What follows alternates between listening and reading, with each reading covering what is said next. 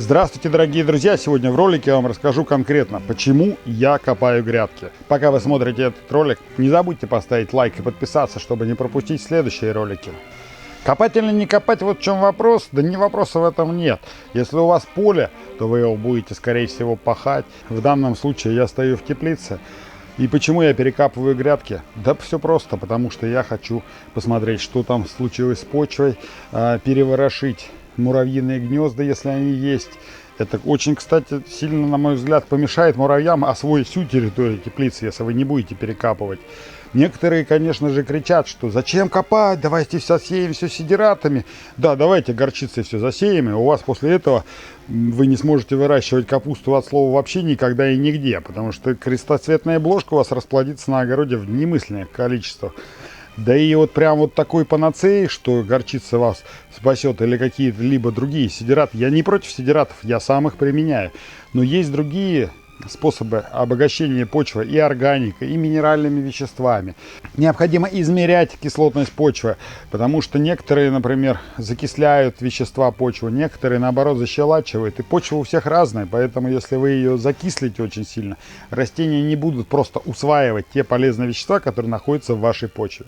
Но главная проблема в выделенных грядках заключается, на мой взгляд, в том, что у нас, вот, допустим, я выращивал здесь огурцы и перцы в данной теплице, и в этой теплице я собрал там очень много огурцов, перца очень мало, но неважно. И вот после перца и огурцов земля, на мой взгляд, похожа на мертвую. Причем я вносил достаточно в большом объеме сюда органику, траву. Знаете, я вот перекапывал, я ее не вижу, то есть ее нет. И червя практически нет, и мульчу черви все съели. То есть органики надо вносить в эти гряды будет намного больше. Я вам больше скажу. Я еще раз буду перекапывать. Сейчас я обрежу, не сегодня, когда будет время, обрежу смородину, обрежу малину, сниму для вас ролики про эту тему. Про смородину я уже снял, посмотрите, будет ссылочка в описании. Если я забуду ее вставить, обязательно напишите в комментариях, кому интересно, я добавлю. Честно скажу, малину я в этом году вообще запустил по полной программе. То есть она у меня очень сильно заросшая, но еще есть время ее обрезать. И вот это все обрезанное хозяйство, те же самые георгины, я передроблю на дробилке и закопаю опять же в эту почву.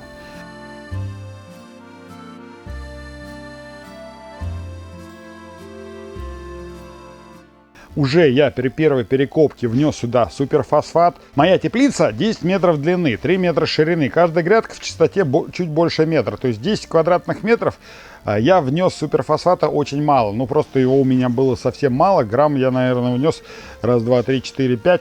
По 5 жменек на каждую. А надо бы внести было по 10 жменек на каждую. Но я думаю, в следующий раз, когда я буду перекапывать уже через недельку, когда я соберу обрезки, все вот эти веток, все, что я сюда дробилкой передроблю и внесу. В ближайшие несколько дней я проведу обрезку смородины и малины. И вот эти все веточки в передробленном, конечно, состоянии у меня пойдут в почву.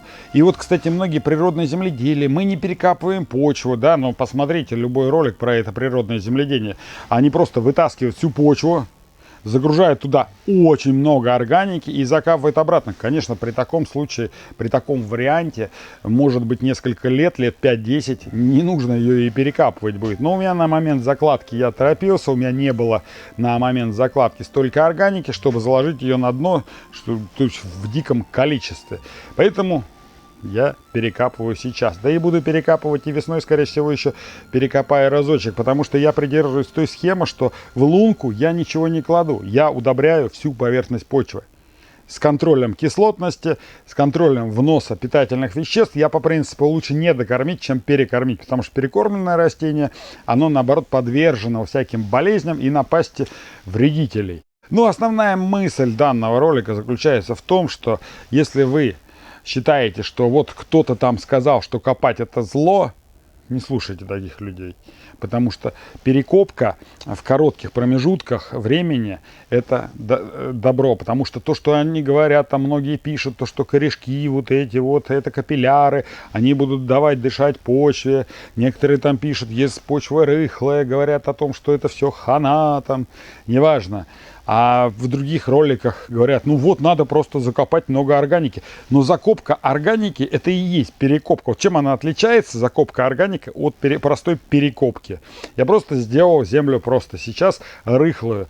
И выбрал все корешочки, которые сорнячки у меня успели отрасти. Вот это тоже немаловажный момент, что я, убирая корни зимующих вот этих многолетних растений, тот же самый конский щавель мне попадался, несколько штучек пырей откуда-то взялось, но я их аккуратненько вынул и убрал корни вот эти вот, а они размещаются, размножаются методом деления корня и семенами, очень прекрасно пырей размножается, и поэтому с ним бороться, особенно при перекопке мотоблоком, фрезами вот этими вот, это вообще потом становится нереальным. Дорогие друзья, хорошего вам урожая в будущем году.